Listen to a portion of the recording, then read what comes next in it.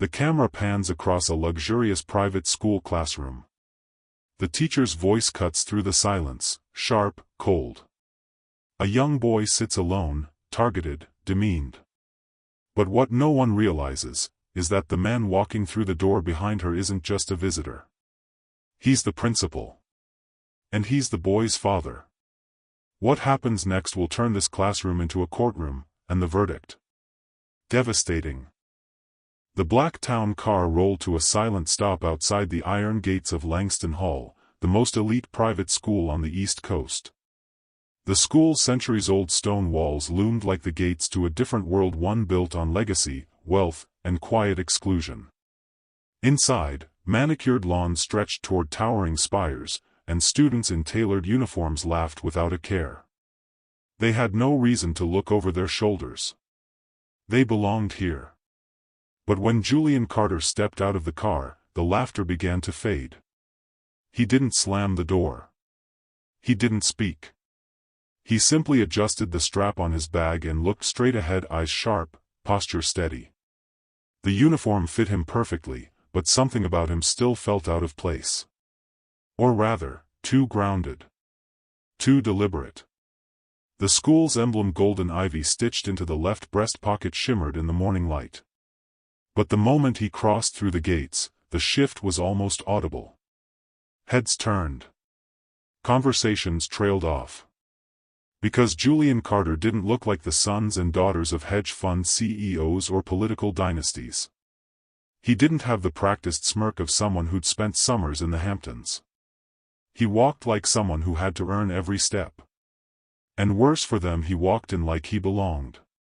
A security guard near the entrance narrowed his eyes but didn't say anything. Not because he recognized Julian, but because he didn't. He tapped his radio once, watching closely as Julian made his way through the archways of polished stone. The whispers began immediately. "Who's that? He's not from around here. Transfer student? He looks serious." Julian didn't react. He'd heard worse. Much worse. His first class was in room 108, British literature. The school had a way of blending old with new, walls lined with oil paintings, but desks made of sleek imported wood and screens that descended from the ceiling at the press of a button. It was modern aristocracy at its finest. But the real danger wasn't in the history or technology. It was at the front of the classroom. Ms. Eliza Bradford. She stood like a statue carved from ice, immaculate, polished, and eternally unimpressed. Her dress was slate gray, her heels silent on the marble floor. And her eyes? They held the quiet cruelty of someone who believed in keeping people in their place. When Julian walked in, her gaze locked on him. The class fell silent. He scanned the room. All seats taken except one. Front row, dead center. It wasn't an accident. He walked calmly to it and sat down. No one greeted him. No one even smiled. Ms. Bradford waited until the last bell rang. Then, with slow, deliberate steps, she moved toward the chalkboard. "Oh," she said, turning halfway toward the class, eyes still fixed on Julian. "We have a new addition." She smiled. But it wasn't warm. It was the kind of smile someone might offer a mistake they couldn't immediately erase. "Julian Carter, is it?" she asked, pronouncing his name like it tasted foreign. "I do hope you're ready. Langston Hall isn't known for patience." A few students snickered. One boy in the back rolled his eyes, not at her, but at Julian, as if to say, "You really think you can survive this?" Julian met her gaze. Calm. Steady. "I'm ready," he replied. No arrogance. No fear. Just truth. Ms. Bradford paused, clearly disappointed he hadn't flinched. "Well then," she said, turning her back to him. "Let's begin. Today, we'll continue our exploration of the theme of morality in British literature. Perhaps our new student can keep up." The class moved on, but the tension didn't. Julian could feel the stares, like pressure on his skin. The girl to his right leaned slightly away. The boy to his left muttered something under his breath. But Julian just took out his notebook and began to write. He didn't know what the next hour would hold. But he knew one thing for certain: he wasn't leaving. The class ticked on, but Julian wasn't listening to the words coming from Miss Bradford's mouth. He was watching how she said them. She stood beneath the mounted portrait of Charles Dickens, lecturing on moral ambiguity in Great Expectations, but every syllable felt like a coded message. Her voice was steady, rehearsed, dripping with conviction. Yet there was no room for interpretation, no space for alternative thought. And that was the first red flag. Julian didn't come to Langston Hall just to pass tests. He came to ask questions no one else would. "Now," Ms. Bradford said, flipping a page in her textbook with exacting grace, "can anyone explain why Pip's transformation reflects the consequences of misplaced ambition?" Silence. Students shifted in their chairs. Some stared at their books, hoping not to be called on. A few in the back glanced toward their laptops. Julian raised his hand. He didn't wait for permission. He just did it, calm, deliberate, unapologetic. Ms. Bradford saw him. Of course she did. He was front and center. But she pretended not to. "Anyone?" she repeated, scanning the room with faux patience, letting her gaze slide past Julian like he was a shadow. "No thoughts?" Julian's hand stayed up. 5 seconds. 10. Still no response. Finally, her smile faltered. She turned to him slowly, arms folded across her chest like a courtroom judge delivering a verdict. "Yes, Mr. Carter?" she asked, voice laced with reluctant permission. Julian sat up straighter. His tone was clear and steady. "I think Pip's transformation isn't just about ambition, it's about identity. The shame he feels doesn't come from who he is, but from how society teaches him to see himself. That shame was planted in him. And it grows because he internalizes the belief that he's not enough without status." A pause. A few students blinked. Some looked up for the first time all period. But Ms. Bradford's eyes narrowed. "That," she said, her voice crisp, "is not entirely accurate." She walked slowly toward his desk, her heels clicking like punctuation marks. The tension in the room grew dense. "We are not here to reimagine literature to fit personal agendas," she continued. "Dickens had a specific intent. Your job, Mr. Carter, is to understand the author, not inject your own narrative." Julian didn't respond right away. But his fingers tightened slightly around his pen. He had seen this before, people cloaking their bias in academic formality. And Ms. Bradford had just made her first move. "I understand the author," Julian said evenly. "But I also believe literature reflects more than intent. It reflects the world, its assumptions, its systems. And sometimes, the way we're taught to read it, tells us just as much as the story itself." That last sentence wasn't just for her. It was for everyone listening.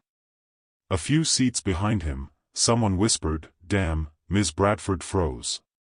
For a brief second, something flickered across her face: discomfort? Contempt? Then it vanished. "Thank you for your perspective," she said coolly, retreating toward the front of the room. "Let's move on."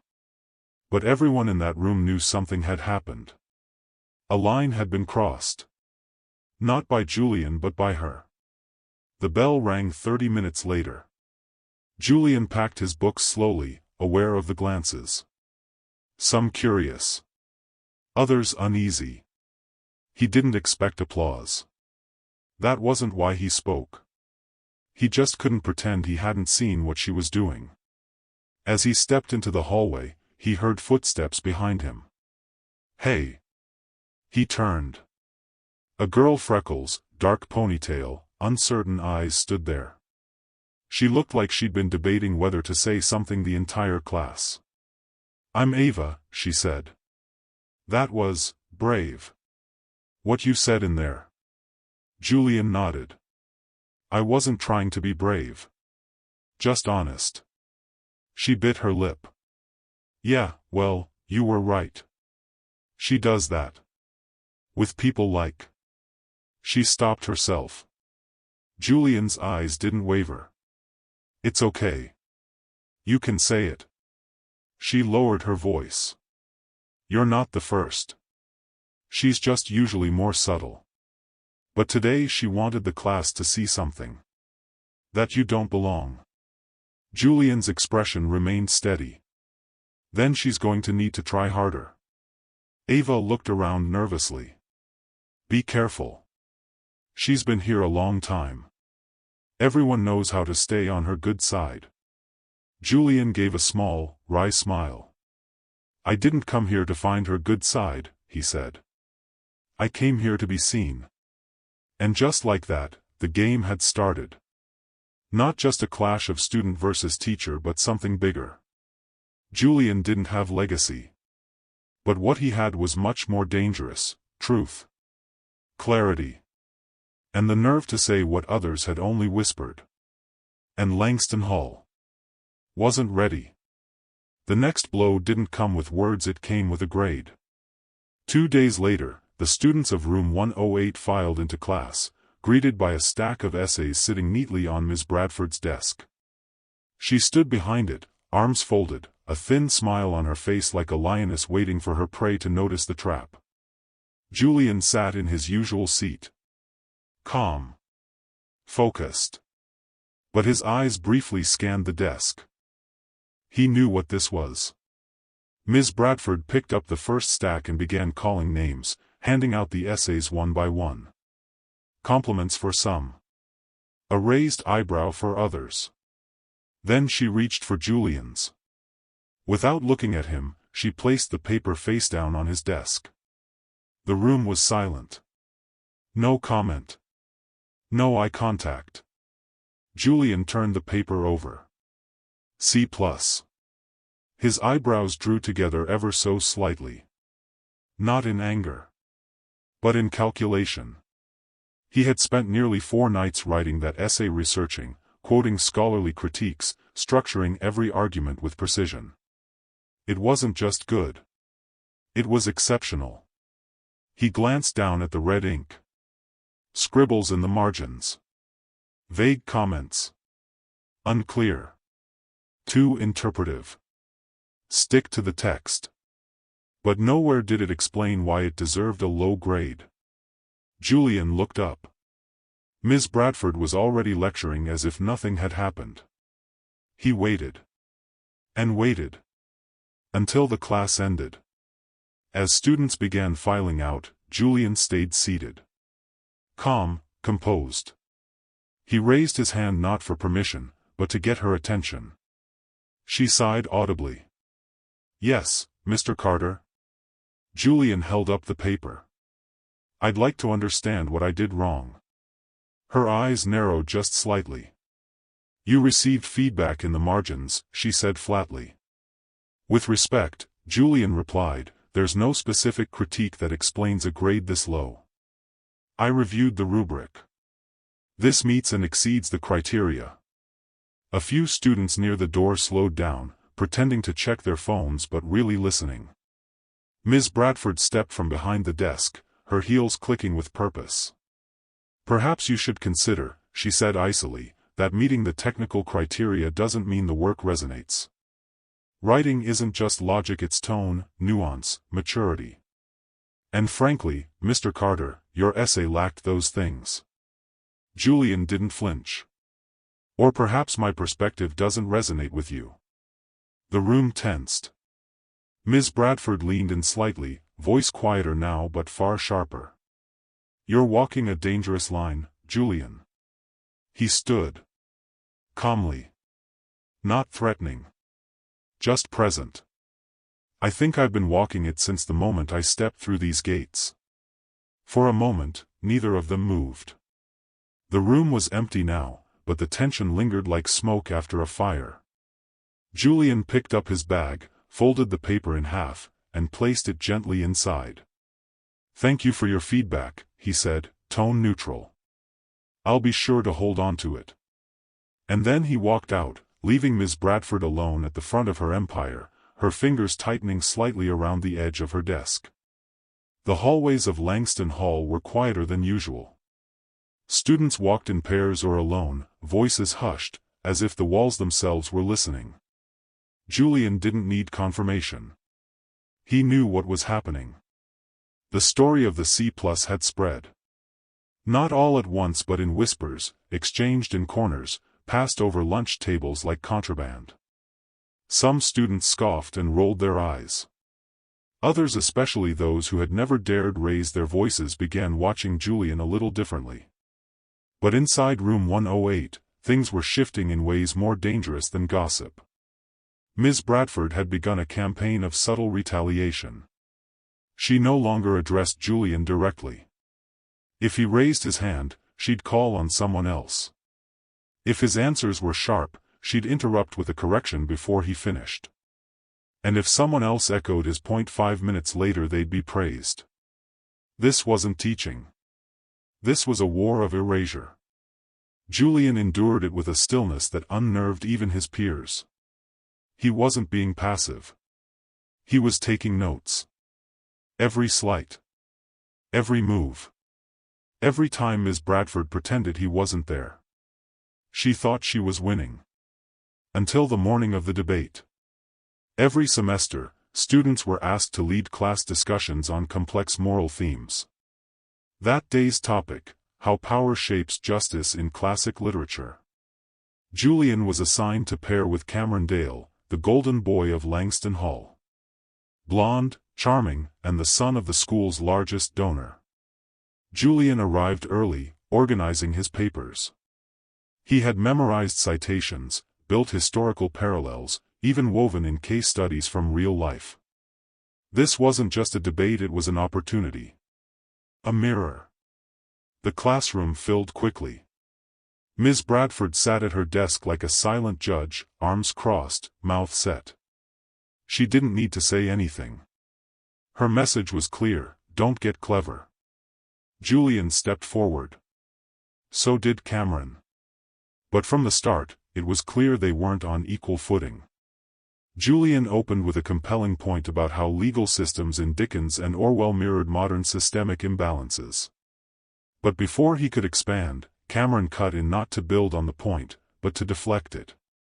"I think we're overcomplicating," Cameron said, smiling. "The stories are about individual morality, not societal critique." Julian turned toward him. "You're missing the context. These characters operate inside systems." Ms. Bradford interrupted, tone light but loaded. "Julian, let's try to keep things focused." "Cameron, go ahead." He froze. That wasn't moderation. That was intervention. The class was quiet now. Even the students who once ignored the tension were seeing it clearly. A few exchanged glances. Ava, sitting near the back, leaned forward slightly. Cameron shrugged and continued his point, safe, shallow, perfectly aligned with Bradford's comfort zone. Julian stood silent for a beat. He could play it safe. He could stay quiet. But that would be exactly what they wanted. So instead, he breathed in. And said it. "There's something more important than the literature right now," Julian began, eyes never leaving Ms. Bradford. "It's how we're taught to read it. How some voices are supported, and others are silenced. I've seen it happen. I'm experiencing it right now." The silence was immediate and deafening. Ms. Bradford sat up straight. Her smile gone. "Julian," she said, voice clipped, "this is inappropriate." He didn't back down. What's inappropriate is pretending this classroom is neutral when it's not. What's inappropriate is being penalized for thinking critically. And what's most inappropriate is watching someone use their position to suppress perspective, then calling it education. The classroom exploded, not in noise, but in intensity. Some students stared, frozen. Others shifted uncomfortably. But Ava? Ava smiled. Just a little. Ms. Bradford rose from her seat. You are out of line. Julian met her eyes. Maybe that's because the line was drawn to keep people like me out. And with that, he stepped away from the podium and returned to his seat. He didn't slam anything. He didn't storm off. He simply sat. Unapologetic. Unshaken. Unafraid. Julian didn't go to the cafeteria that day. After the debate, every hallway, every corner of Langston Hall felt electrified. Whispers buzzed like static. Some students avoided eye contact, pretending not to have witnessed what happened. Others stared at him with something new in their eyes, not fear, not pity, respect. But Julian knew better than to feel safe. Because Ms. Bradford wasn't the type to retreat. She was the type to reload. That afternoon, he sat in the library. Alone, surrounded by walls of leather-bound classics, marble busts, and the golden silence only rich schools could afford. But Julian wasn't reading. He was planning. He had already started documenting everything. Dates, comments, grade discrepancies, classmates who had heard her remarks, patterns in grading across different demographics. This wasn't about vengeance. This was about exposure. A quiet voice broke the silence. Is this seat taken? Julian looked up. Ava. She held a copy of Jane Eyre and a spiral notebook but made no effort to pretend she was here to study. Julian shook his head. Go ahead. Saturday, you really meant what you said today, didn't you? I don't say things I don't mean. A pause. Then she leaned closer. You're not alone in this, Julian. He turned to her fully. I've seen her do it to others, Ava said, voice soft but sure. Subtle things. Small enough to make you doubt yourself. But it's always the same pattern and always with the same type of students.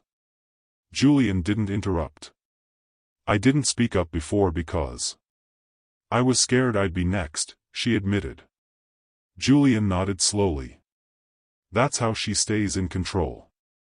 Ava opened her notebook. But I've kept track. Not everything, but some things. Comments she made. Things I overheard. Times she skipped students. She slid the notebook across the table. Julian stared at it. Then at her. You sure about this? Ava nodded. If you're going to do something, you shouldn't do it alone. 2 days later, the quiet war turned visible. More students came forward. Luke, the class treasurer, mentioned that Julian's essay had been passed around by a few students and even outperformed some A-level papers. Sarah, top of the class, confessed she always felt praised for saying less. Daniel admitted he once saw Ms. Bradford change a grade on the school system after a private meeting with a wealthy parent. None of them had spoken before. But now that one voice broke the silence, others followed. It wasn't just students. One evening, while Julian stayed late at the media lab editing a personal project, a voice called from the doorway. You're making waves, Carter. Julian looked up. Mr. Ramsey, a younger English teacher, not popular, not powerful, but sharp. And observant. Julian stood. I'm not trying to cause trouble. Ramsey stepped in. You're not. You're forcing a reckoning. He crossed his arms. I've worked with Eliza Bradford for 5 years. I know what she does. I've reported it twice. Both times, nothing happened. Julian froze. Why? Because her students perform well. Their parents donate. And no one wants to question success. Julian swallowed hard. Mr. Ramsey continued. But now, with what you said, and what's coming to light, the tide's turning. Then he handed Julian a small flash drive. What's this? Ramsey smiled faintly. Class recordings. Internal grade logs. Things I was told to forget. You didn't hear it from me. Julian took it. And just like that, the silence cracked open. On Thursday morning, Langston Hall's pristine facade remained unchanged. The sun still kissed the bell tower. The fountain still danced in the courtyard. But inside the marble halls, something had shifted.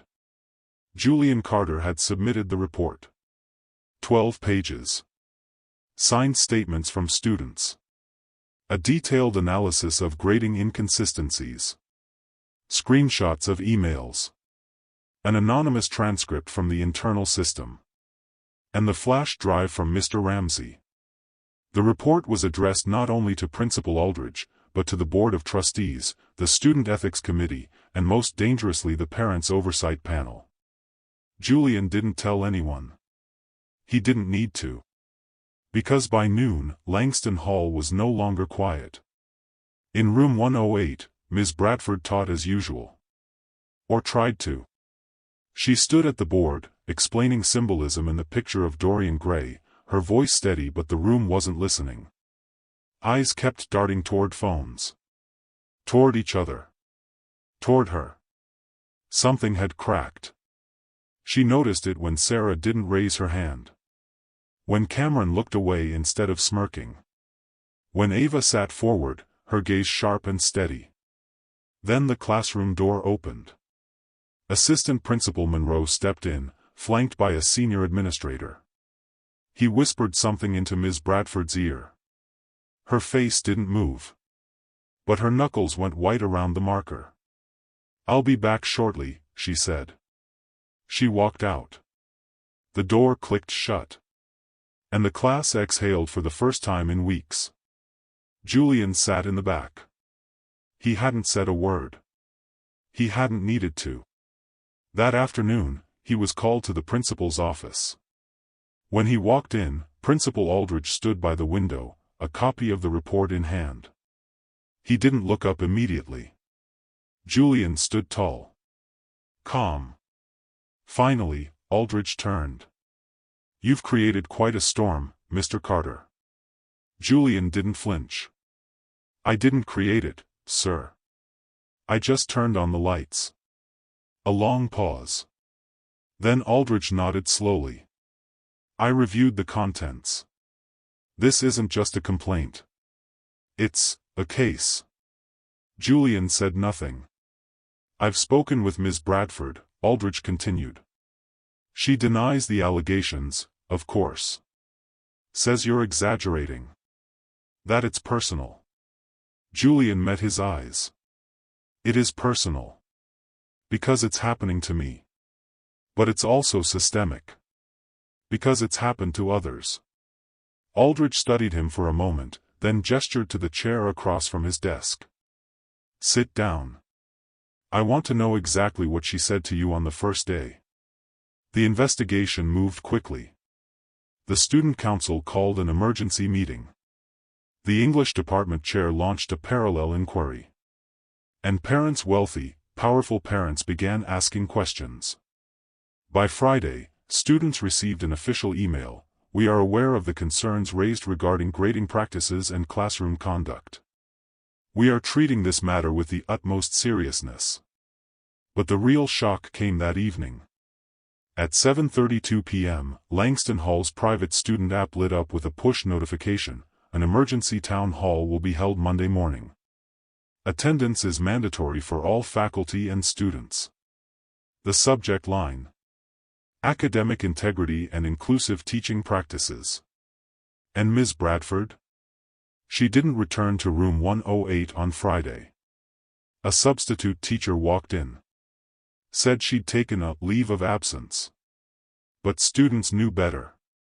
Langston Hall was changing. And Julian? Monday. 9 a.m. The Grand Assembly Hall of Langston Hall was packed. Students in pressed uniforms filled the velvet-lined seats. Teachers sat rigidly along the walls. The chandelier above crafted from imported Italian crystal cast shimmering patterns on the hardwood floor. This was the heart of Langston Hall. And today, it pulsed with tension. A mahogany podium stood at the front of the stage, flanked by two long tables. At one sat the board of trustees, stony-faced and silent. At the other, representatives from the Student Ethics Council, seated beside Principal Aldridge. The room wasn't just full. It was charged. Everyone knew why they were here. But no one dared speak it aloud. Then, the door at the back opened. Julian Carter walked in. He didn't wear a suit. Just the school uniform, immaculate, ironed, spotless. But his presence was thunder in human form. As he moved toward the stage, students parted to let him pass. Some nodded subtly. Some avoided eye contact. But others like Ava, Luke, and Sarah watched with unshaken pride. Julian stepped up to the podium. No hesitation. He placed one single sheet of paper in front of him. Then he looked up. Straight into the eyes of every person who ever doubted he'd belong here. Principal Aldridge cleared his throat. This meeting has been called to address concerns brought forward regarding academic equity and classroom integrity. Mr. Carter, you may begin. Julian didn't blink. He began to speak. His voice wasn't loud, but it was steady. Every syllable rang with razor precision. I didn't come here to ruin anyone's reputation. I came here because I believe this school, your school, stood for something more than appearance. Murmurs rippled through the crowd. But what I found was a system that rewards silence, protects the powerful, and punishes those who dare to question the rules. He held up his paper, an exact excerpt from Ms. Bradford's grading rubric. This is the official grading policy. And here, he pulled up his marked essay from the envelope, is my paper. I followed every guideline. Surpassed them. Then he turned to the projector. Click. The screen lit up with side-by-side comparisons. Julian's essay versus a classmate's who received an A. Both anonymous. Same topic. Same rubric. A stunned hush fell over the hall. Then came the next slide. Quotes from Bradford, submitted by students. Too interpretive. Stick to the mainstream perspective. Some opinions aren't helpful here. Always directed to the same kinds of students. Another slide. Timeline of incidents. Ignored hands. Interrupted answers. Public dismissals. Disproportionate grading. All documented. All backed by testimony. Finally, the flash drive. Click. An audio file played. You people always think everything is about race. Ms. Bradford's voice. Sharp. Cold. Recorded during a private conversation with a student. Gasps. Then, silence. That it wasn't just uncomfortable. It was seismic. Julian stepped away from the podium. He didn't look smug. He looked tired. But in his eyes was the calm of someone who had nothing to hide. Principal Aldridge stood. His jaw clenched, but his voice was firm. Ms. Bradford is currently under formal investigation and has been placed on immediate suspension. Pending the outcome of this inquiry, further action will be taken.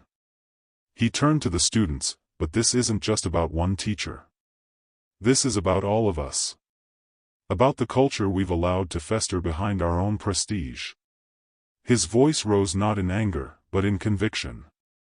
If we want to claim excellence, it must be earned by how we treat each other, not just by grades and trophies. Today is not just a reckoning. It is a reset. The entire hall stood up, not on command. Not out of fear. But because they knew they were witnessing the beginning of something real. And Julian? He didn't cry. He didn't smile. He simply nodded. And walked off the stage like he owned every inch of it. The applause from the town hall didn't fade easily. By Tuesday morning, Langston Hall no longer felt the same. It wasn't louder, but it was more awake. Like the school itself had blinked for the first time in years and realized it had been sleepwalking. For once, students didn't walk in silence. They spoke openly. In the courtyard. In the cafeteria. Even in the once intimidating hallways of the Humanities building. Not everyone agreed with Julian. But now, everyone was talking. And in a place like Langston Hall. Conversation is revolution. In room 108, Ms. Bradford's desk remained empty. But it wasn't just her absence people noticed. It was the shift in tone. The substitute, Mr. Lin, didn't lecture. He listened. Today, he said gently, we're not starting with the textbook. We're starting with a question. What does it mean to feel heard in a classroom? At first, the silence returned. But slowly, one hand rose. Then another. Then a voice cracked open. And just like that, the classroom became human again. Julian wasn't in room 108 that morning. He was in Principal Aldridge's office, seated across from not just the principal but 2 board members and the chair of the ethics committee. They weren't there to punish him. They were there to listen. Julian, said Aldridge, your courage exposed a fracture in our foundation. But exposing a crack is only the first step. Now, we have to decide whether to patch it. Or rebuild. Julian leaned forward. Then we rebuild. And this time, we build with everyone in mind. They listened as he laid out ideas. A student-led multicultural committee, with power to review classroom conduct and curriculum feedback. Mandatory unconscious bias training for all faculty and staff. A protected student reporting channel anonymous, but monitored. Periodic student-teacher roundtables, where feedback wouldn't just be collected but acted on. The room was quiet. But it wasn't resistance. It was consideration. Finally, the ethics chair spoke. Would you be willing to lead the committee? Julian hesitated for only a second. Yes, he said. But only if it's not about me. It has to be about us all. By the end of the week, posters appeared across campus, Voices of Langston, a forum for change led by students. Open to all. This Friday, 6 p.m., main auditorium. They didn't use Julian's face. They didn't need to. His name had already become a symbol. That Friday, the auditorium filled again. Not out of obligation. But out of something rarer, hope. Students shared stories.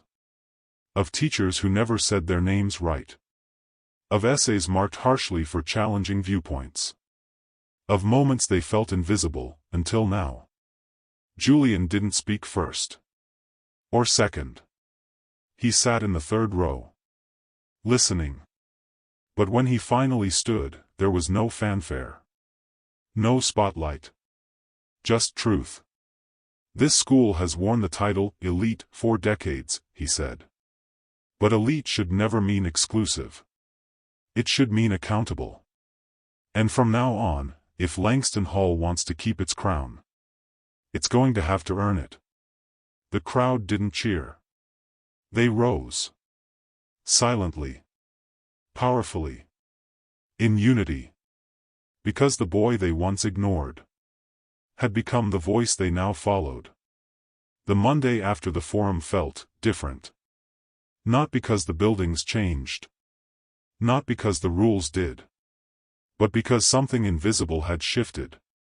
Students walked taller. Spoke louder. Teachers paused more often. Asked better questions.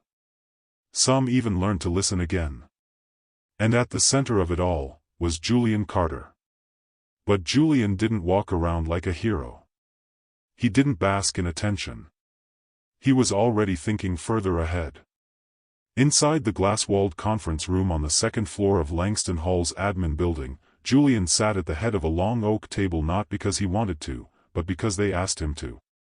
Surrounding him were members of the newly formed Student Equity Council, each from different grades, backgrounds, and perspectives. Ava was there. So was Luke. Even Daniel, who once stayed silent, now took minutes for every meeting. Julian stood.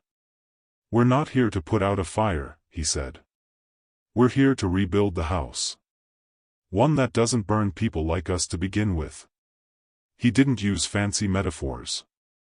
He used truth. And truth was undeniable now. They voted on the first 3 proposals. A rotating student representative seat at faculty meetings.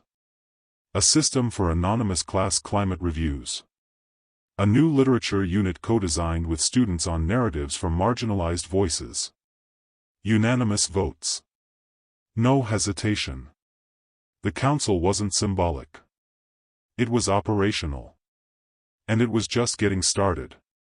Later that week, Julian was invited to speak on Langston Hall's official podcast, a platform once reserved for academic updates and polished interviews with valedictorians and guest lecturers. But this time, the topic was different: who gets to belong? Julian's voice, clear and steady, flowed through earbuds and speakers across the campus. "We talk a lot about standards," he said.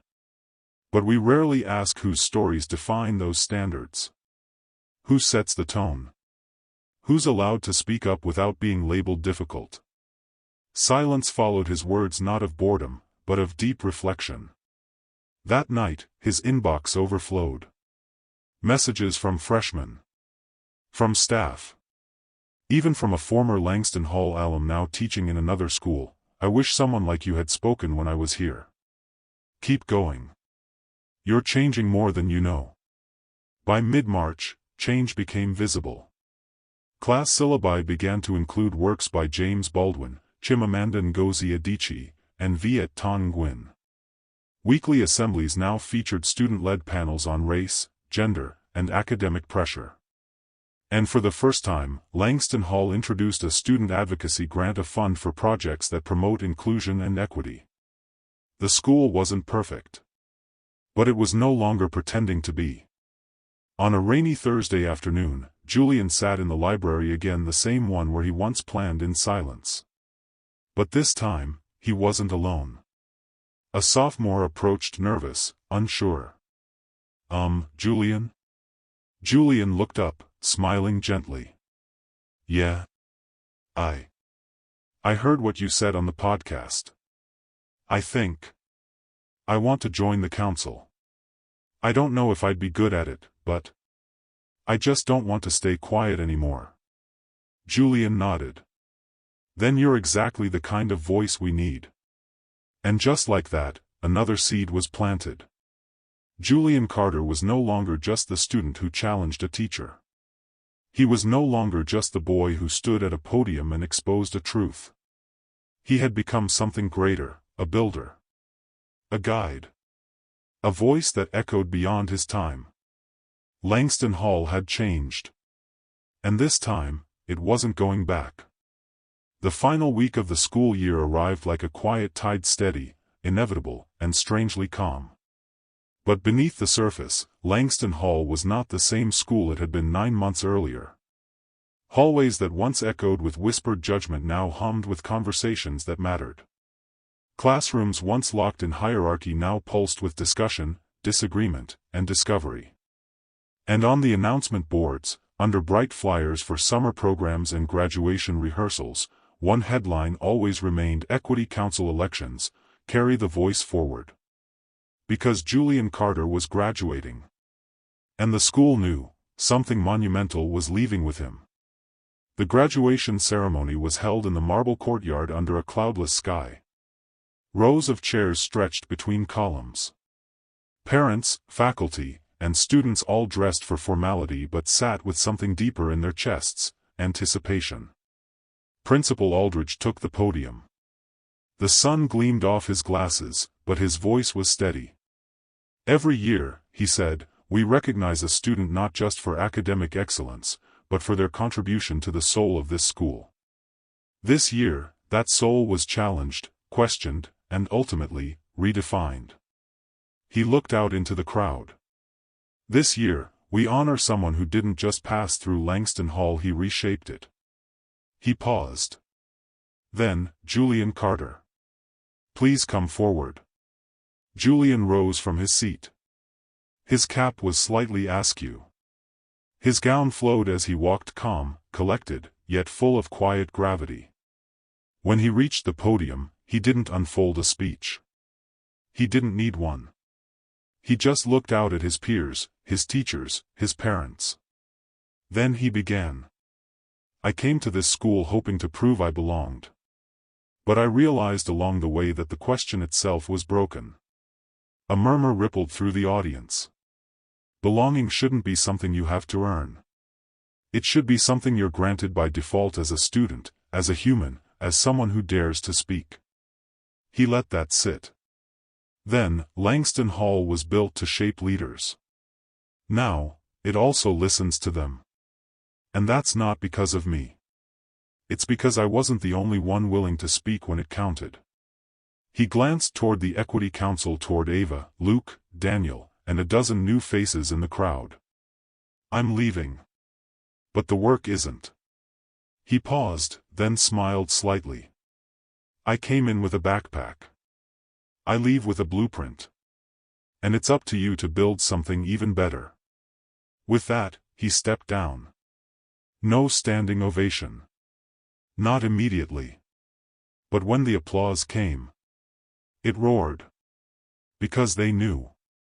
They weren't just clapping for a student. They were clapping for what he left behind. That summer, Julian Carter received an invitation to speak at a national conference on educational equity. Then another. And another.